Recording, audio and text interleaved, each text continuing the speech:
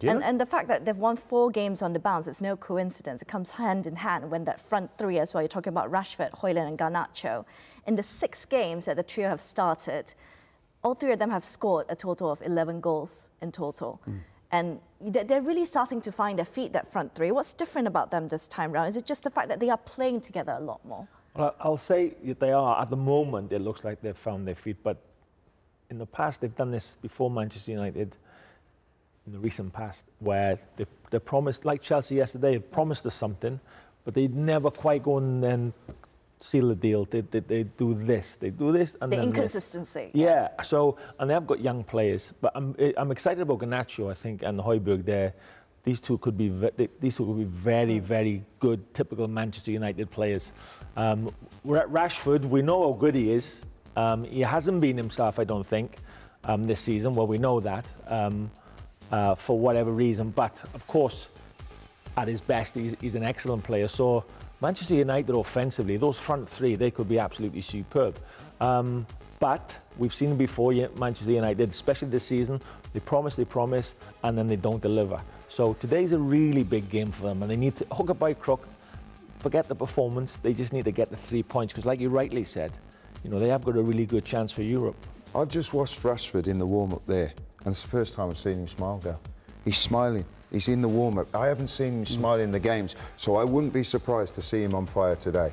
Because a nappy player is a dangerous player, right? And I just haven't seen him being happy in recent weeks, When he's got great feet, great pace, and he's just not been taking people on. He's, the other day against Aston Villa, when we talk about the young boy who come on and scored for them, they took him off because he wasn't tracking back. They were under pressure, and they took him off. But I see him in the warm-up there. He's got a smile on his face, so I'm expecting something special for him to... Was that the Aston Villa game where... Yes. Yeah. So he wasn't tracking back. That's right. And they took him off, right? And then he's come on and scored. But he just didn't look happy, and I'm watching him in the warm-up there. He's got a smile on his face, he's laughing with the lads. So I'm expecting, McTominay comes on, he tracks back, and then he gets the winning goal. So you think, all right, maybe there's a little bit that they've signed Rashford on a 5-year deal. He's our highest paid player in the Premier League, so maybe they've got to play him. But... And he has, last season, he was sensational, wasn't he? We can't argue with that. Scored a lot of goals, yeah. But looking at those clips, just really briefly, Michelle, the thing that stands out to me is the pace of those 3 up front for Manchester United and the directness of their movement and their runs. When they sense that little opportunity to actually go for the jugular, they're at it. Actually, since Boxing Day, when they've started the trios, I think possession has dropped for Manchester United.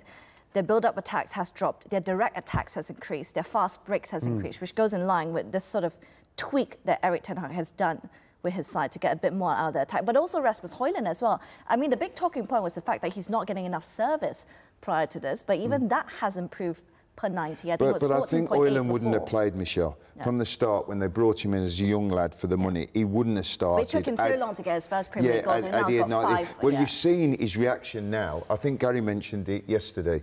You've seen his reaction now. When he first got into the side, he was like holding back a little bit, and now he's like, hang on a minute, I'm in there, get the ball in the box. You mentioned it yesterday. Get the ball in the box. I've made the run, put the ball in the box. I don't think he believed at the start that, not that he didn't belong at Manchester United, but it almost felt like he was waiting to prove himself, to score some goals, to say, I'm here, I'm ready. That pressure on him. Yes, and I think I can understand that, because good players at a lot of clubs, and they move to a big club like Manchester United, and we've said this before, the jersey is heavier because of the history of the club, and some players can handle that and some players can't.